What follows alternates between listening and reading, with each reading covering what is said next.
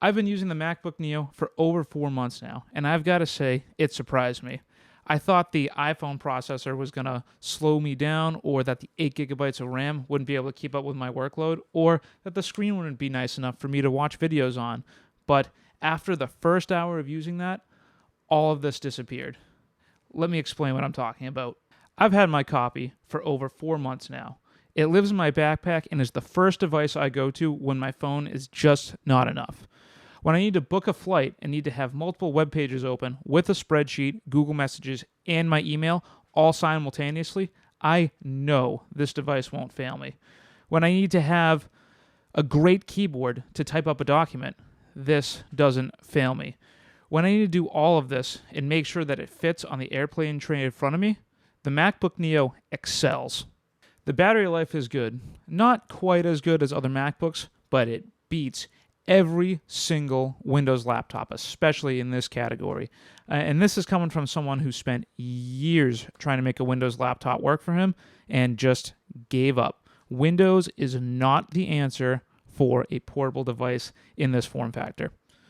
macOS 26 runs great. I have not had a single application crash yet, and its snappiness just makes this a wonderful on-the-go laptop, especially when I can just open the lid and boom, the display wakes right up. I'd love to see a Windows laptop do that. Well, that sounds all well and good, but what happens when we need to ask just a little more from this device? Well, the curtain starts to open a little bit when you need to plug in multiple devices. The MacBook Neo only has two USB-C ports, but only one of which has the full USB 3.2 speeds. What does that mean for the average person?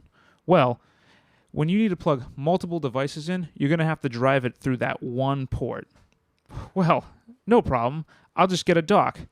Well, I plugged mine into my Lenovo Universal USB-C dock, and I had some issues. The biggest one was my gigabit Ethernet connection.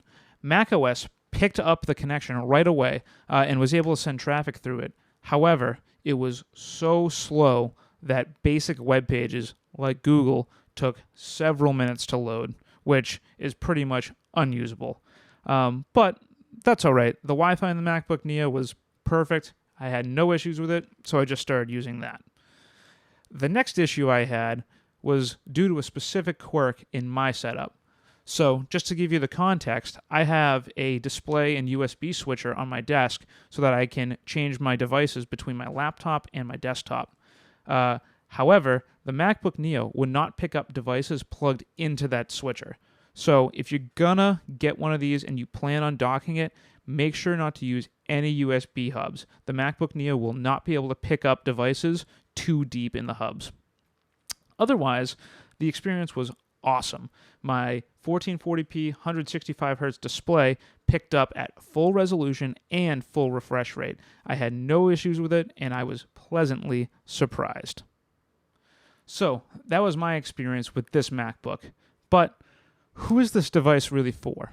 Well, firstly, I think a student at any grade level, whether that's elementary, middle, high school, or even college, would get great benefit from this device.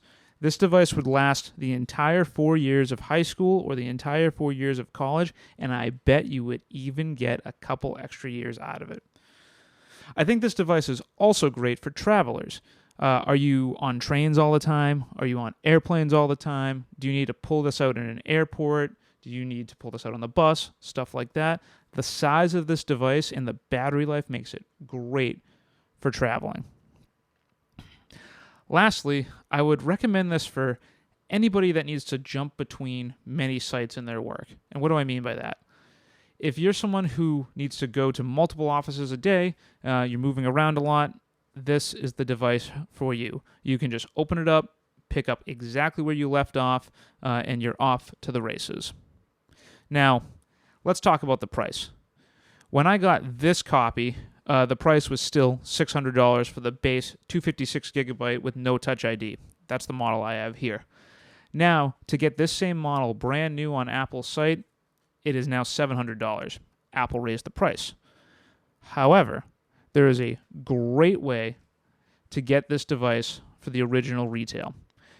Apple runs a certified refurbished site. And in that, they have the MacBook Neo for $599. Well, you may be asking, if this is going to be like a serious device for me and I want it to last, why would I want to buy it refurbished?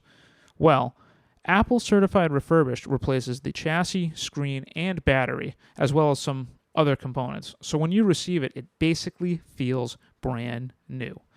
So you're saving $100 just because someone used some of the internal components. To me, that's a no-brainer. And at $600 or even $700, if you decide to buy it brand new, this is the device for the common people.